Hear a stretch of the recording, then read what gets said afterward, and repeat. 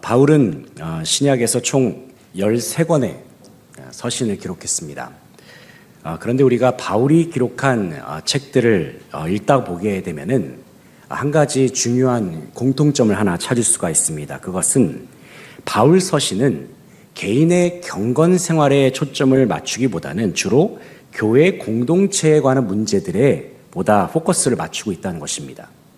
그렇기 때문에 우리가 바울 서신을 읽을 때에는 반드시 교회란 무엇인가라고 하는 교회론의 관점을 가지고 있어야 합니다. 그래야만 우리는 바울 서신을 기록한 바울의 의도와 또 바울이 이 서신을 왜 기록했는지 그 목적을 제대로 깨달을 수가 있기 때문인 것이죠. 그런데 생각보다 적잖은 성도들은 교회론에 관해서 그리 크게 관심을 두지 않는 것 같습니다. 이것이 왜 그럴까 곰곰이 생각을 해보게 되면 먼저는 이 교회론 아닙니까? 교회론. 그러니까 하나의 신학 이론이죠. 그렇기 때문에 교회론도 뭔가 이 딱딱한 교리처럼 느껴져서 뭔가 추상적이고 어렵다고 생각할 수도 있습니다. 그러다 보니까 이러한 신학적인 이론은 당장에는 내 인생에 직접적인 도움을 주지 않는다. 이렇게 여길 수도 있다는 것이죠.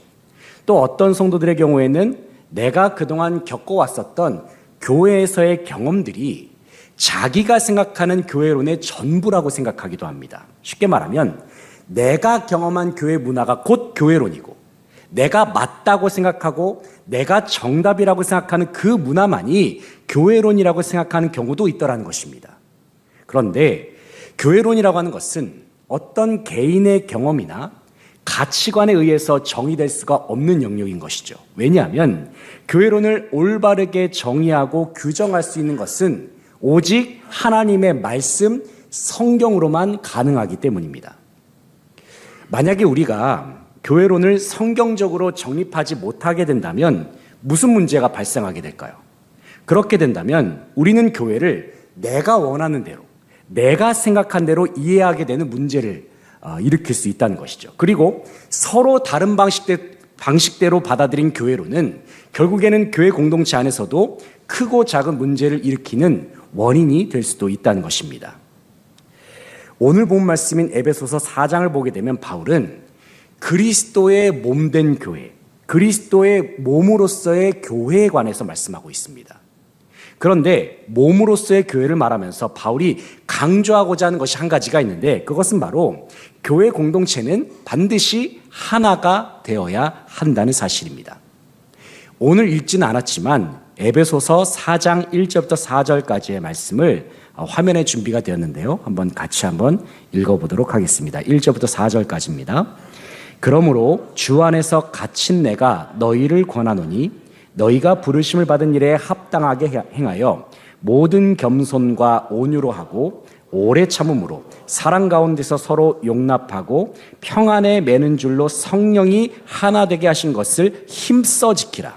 몸이 하나요 성령도 한 분이시니 이와 같이 너희가 부르심의 한 소망 안에서 부르심을 받았느니라. 아멘.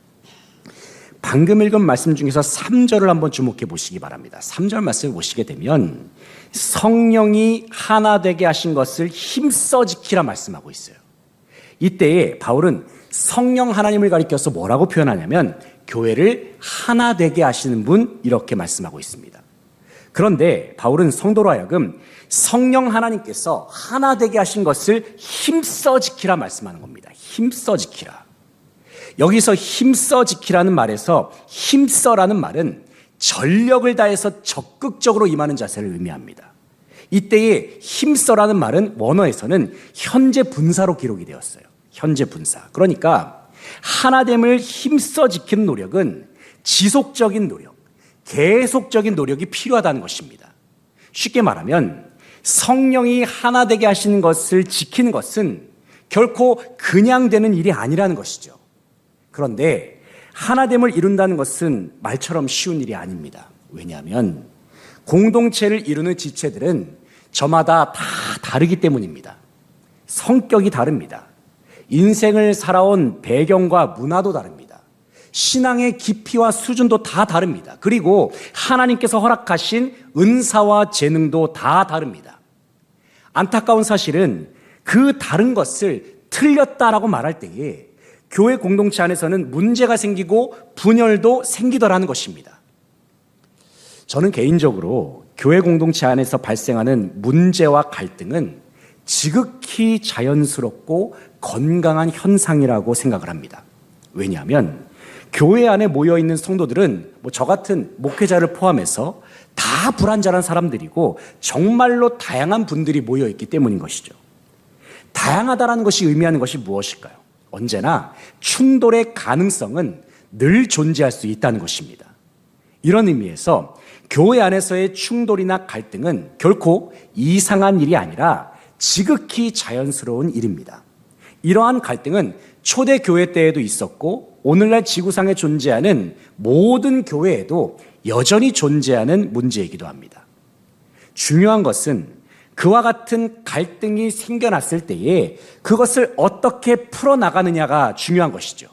다시 말해서 갈등이 없는 교회를 꿈꾸는 것이 아니라 갈등을 성경적으로 풀어나가는 것이 매우 중요하다는 사실입니다.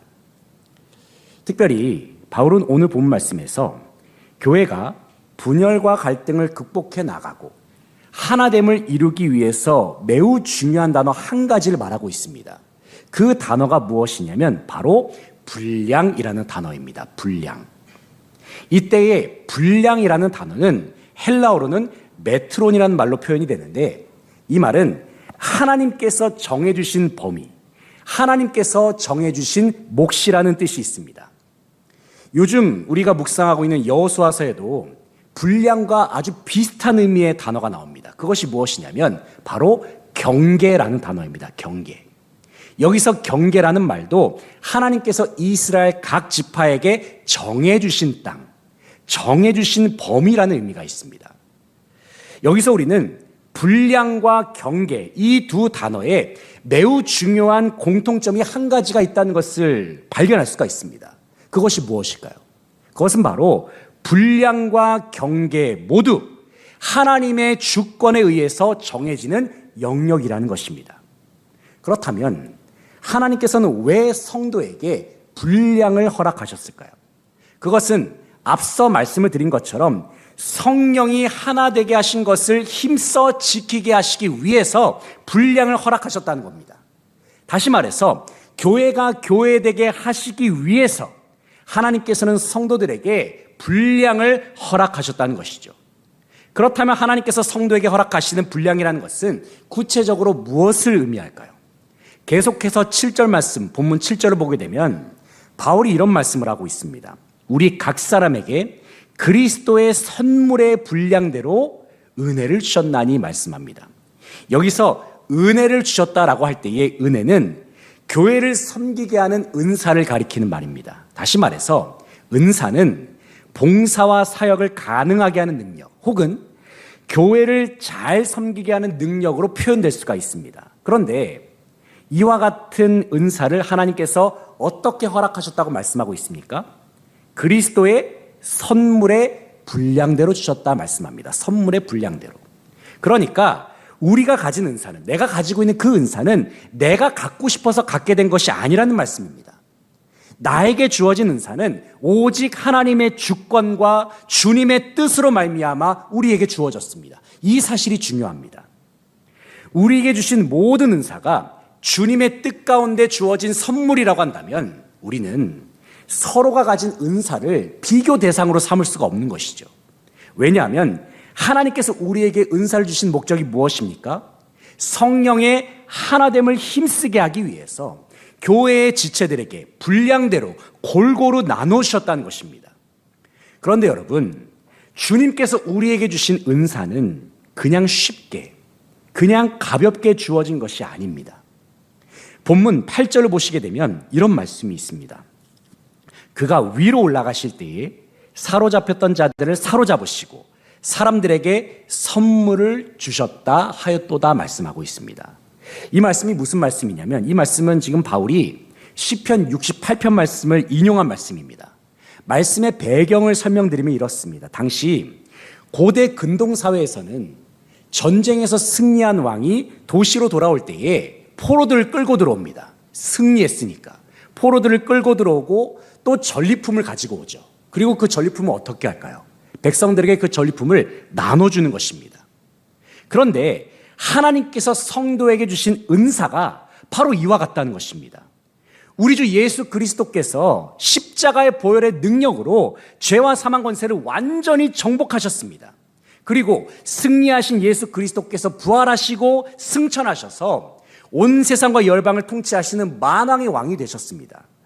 방금 전에 승리한 왕이 백성들에게 뭘 나눠줬다고 제가 말씀을 드렸죠?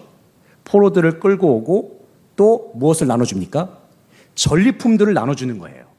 마찬가지로 마귀와의 전쟁에서 승리하신 예수 그리스도께서는 교회에게 은사라고 하는 전리품들을 나눠주셨다는 것입니다. 여러분, 하나님께서 우리에게 주신 은사는 분명 은혜로 주어졌고 값없이 주어졌습니다. 그러나 그 은사가 주어지기까지에는 십자가와 부활이라는 엄청난 대가가 있었음을 우리는 반드시 기억해야 합니다. 그러므로 우리는 우리가 가진 은사를 생각하고 그 은사를 사용할 때마다 반드시 주님께서 이루신 그 승리를 기억할 수 있어야 한다는 것이죠. 계속해서 9절부터 10절까지의 말씀을 보시게 되면 바울은 예수 그리스도께서 성육신하러 내려오시고 부활 승천하면서 올라가셨다는 사실을 말씀하고 있습니다. 한번 이 시간 본문 9절 10절 말씀을 같이 한번 읽어보겠습니다. 9절 10절입니다. 올라가셨다 하였은즉 땅 아래 낮은 곳으로 내리셨던 것이 아니면 무엇이냐? 내리셨던 그가 곧 모든 하늘 위에 오르신 자니 이는 만물을 충만하게 하려 하심이라. 아멘. 만물을 충만하게 하려 하심이라. 10절에서 바울은 예수 그리스도께서 성육신하시고 부활 승천하신 그 목적을 가리켜서 이는 만물을 충만하게 하려 하심이라 말씀하고 있어요. 무슨 말씀일까요? 십자가와 부활을 통해서 이루어진 주님의 통치는 단순히 교회에만 제한되는 것이 아니라는 것입니다. 주님의 통치는 온 세상과 열방에까지 충만하게 미친다 말씀하고 있는 거예요. 우리는 여기서 우리에게 전리품으로 주신 그 은사가 단순히 교회만 섬기라고 주신 것이 아님을 확인할 수가 있습니다. 하나님께서 은사를 우리에게 주신 그 목적은 교회를 넘어서서 온 세상 속에서도 하나님의 통치를 드러내기 위한 목적으로 우리에게 주셨다는 사실을 우리는 기억해야 합니다.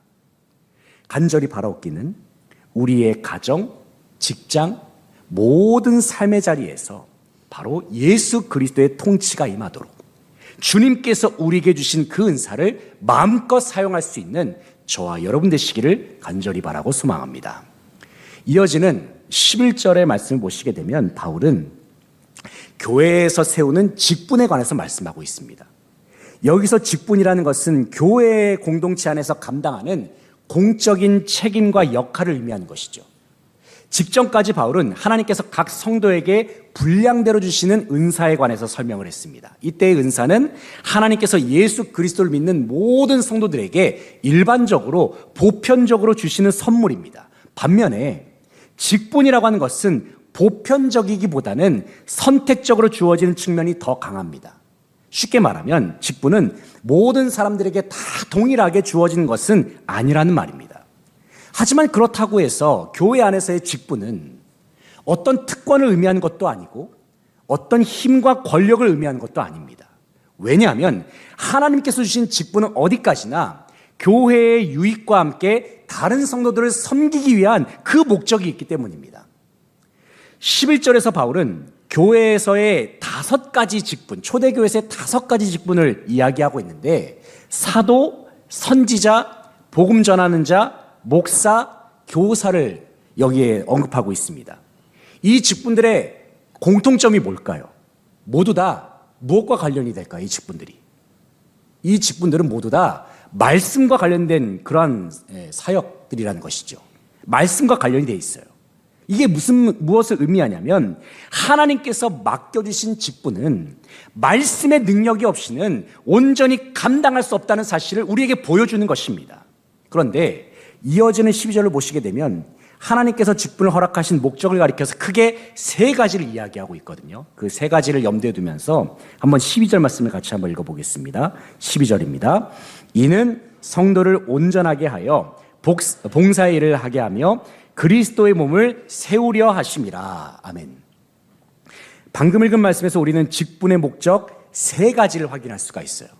먼저 첫 번째는 성도를 온전하게 하는 것입니다. 온전하게 하는 것. 이 말씀은 성도가 제 기능을 발휘할 수 있도록 훈련시키고 준비시키는 것을 의미하는 겁니다. 다음으로 뭡니까? 봉사의 일을 하는 것입니다. 봉사의 일을 하게 하는 것. 봉사라고 하는 것은 단순히 성도의 선택사항이 아니라는 겁니다. 은혜 받은 성도의 자연스러운 열매가 바로 봉사와 섬김이라는 것이죠. 마지막으로 그리스도의 몸을 세우는 것, 세우는 것을 말하는 겁니다. 결국 성도가 온전해지고 봉사하는 최종적인 목적이 무엇입니까? 교회 공동체를 세우는 일이라는 겁니다. 정리하면 바울은 하나님께서 직분을 통해서 성도를 세우시고 교회를 온전케 세우실 뿐만이 아니라 복음의 사명을 이루게 하신다는 사실을 우리에게 전해주고 있습니다. 그런데 바울이 말한 은사와 직분이 제대로 기능하기 위해서 반드시 필요한 것 한 가지가 있다 우리에게 말씀합니다. 그것은 교회 공동체는 이전보다 더욱 성숙해져야 한다는 사실입니다. 성숙해져야 한다. 한번 이 시간 13절 말씀을 같이 한번 읽어보겠습니다. 13절입니다. 우리가 다 하나님의 아들을 믿는 것과 아는 일에 하나가 되어 온전한 사람을 이루어 그리스도의 장성한 분량이 충만한 데까지 이르리니. 아멘. 방금 읽은 말씀에서 바울은 예수 그리스도를 믿는 교회 공동체는 그리스도의 장성한 분량이 충만한 데까지 성숙해야 한다 말씀하고 있습니다. 여기서 그리스도의 장성한 분량이 충만한 데까지, 이 표현을 원어적 의미를 살려서 직역을 해본다면 이렇게 표현을 할 수가 있습니다. 한번 자막을 보여주실까요? 제가 가져왔습니다. 그리스도 자신의 충만함이 기준이 되는 그 분량에 이를 때까지, 이렇게 직역이 될 수가 있다는 겁니다. 이 말씀이 의미한 바가 무엇입니까? 교회의 성숙의 기준과 성도의 성숙의 기준이 누구라는 겁니까? 바로 예수 그리스도라는 것이죠. 오직 예수님처럼 되는 것이 우리의 성숙의 기준이 되어야 한다는 겁니다. 왜 교회 안에서 미성숙한 모습이 발생하는 경우가 있을까요? 분열과 갈등이 일어나는 그 원인이 무엇입니까? 그 이유를 한마디로 말씀을 드린다면 성숙의 기준을 예수님께로 두지 않기 때문인 것이죠. 그러니까 예수님이 기준이 아니라 내가 기준이 되어버리는 그 순간에 주로 교회 공동체에 문제가 발생하더라는 것입니다. 하지만 바울은 분명히 말씀합니다. 우리의 성숙의 기준은 오직 예수 그리스도여야 한다. 우리 이렇게 말씀하고 있어요. 오직 예수 그리스도로 충만해야 한다는 것입니다. 예수 그리스도의 성품으로 충만해야 합니다. 예수 그리스도의 인격으로 충만해져야 합니다. 예수 그리스도의 능력으로 충만해져야 한다. 이렇게 바울이 말씀하고 있는 겁니다. 교회가 그렇게 예수 그리스도로 충만해지는 성숙의 길을 걸어갈 때에 교회는 그 어떤 시련에도 흔들리지 않으면서 견고하게 설 수 있다, 바울은 말씀하고 있습니다. 그런데 이와 같은 성숙의 길을 걸어가는 데 있어서 반드시 동반되어야 하는 한 가지가 있습니다. 그것이 무엇일까요? 바로 15절 16절 말씀해 보시면은 그 대답이 나와 있어요. 그것이 무엇일까요? 바로 사랑입니다. 사랑이 있어야 된다는 거예요. 한번 15절 16절 말씀을 같이 한번 읽어보겠습니다. 오직 사랑 안에서 참된 것을 하며 범사에 그에게까지 자랄지라. 그는 머리니 곧 그리스도라. 그에게서 온 몸이 각 마디를 통하여 도움을 받음으로 연결되고 결합되어 각 지체의 분량대로 역사하여 그 몸을 자라게 하며 사랑 안에서 스스로 세우느니라. 아멘. 방금 읽은 말씀이 의미한 바가 무엇입니까? 교회 안에서 행동하는 모든 것들은 무엇 안에서 이루어져야 합니까? 다 사랑 안에서 이루어져야 한다는 사실입니다. 고린도전서 13장에서 바울이 뭐라고 말씀했습니까? 그 어떤 말과 행동도 사랑이 없으면 아무 소용이 없다, 이렇게 말씀하고 있잖아요. 특별히 교회가 사랑 안에서 말하고 사랑 안에서 행동하게 되면 그리스도의 장성한 분량이 충만한 데까지 이르는 성숙을 이루어낼 수 있다 말씀하고 있습니다. 간절히 바라옵기는 주님께서 분량대로 주신 은사와 주님의 사랑의 마음을 통해서 몸된 교회를 아름답게 세워 나아가고 무엇보다도 성령의 하나 되게 하시는 그 사명을 힘써 이루어 나아가는 저와 여러분의 귀한 삶이 될 수 있기를 간절히 바라고 소망합니다. 이제 말씀을 정리해 보겠습니다. 사랑하는 성도 여러분, 우리 주 예수 그리스도께서는 십자가와 부활을 통해서 완전한 승리를 거두셨습니다. 그리고 주님께서는 승리의 전리품으로서 저와 여러분에게 은사를 허락하셨다는 거예요. 이 은사는 그냥 주어진 것이 아니라는 겁니다. 하나님께서 우리에게 은사를 주신 그 이유와 목적은 너무나도 분명하고 명확합니다. 그것은 교회를 든든히 세워 나가기 위함인 것이고 성령의 하나 되게 하심을 힘써 지키게 하기 위함인 것입니다. 이것은 결코 우리의 힘과 능력으로 되지는 않습니다. 오직 예수 그리스도로 우리의 분량을 채우고 예수 그리스도로 충만할 때에야만이 이 사명을 제대로 감당할 수 있는 줄로 믿습니다. 이 시간 교회의 머리가 되시고 절대적인 기준이 되시는 예수 그리스도만을 바라보고 의지함으로 주님의 몸된 교회를 건강하게 세워나가는 사명을 잘 감당하며 나아갈 수 있는 이 자리에 함께한 모든 성도들 다 되시기를 간절히 바라고 소망합니다.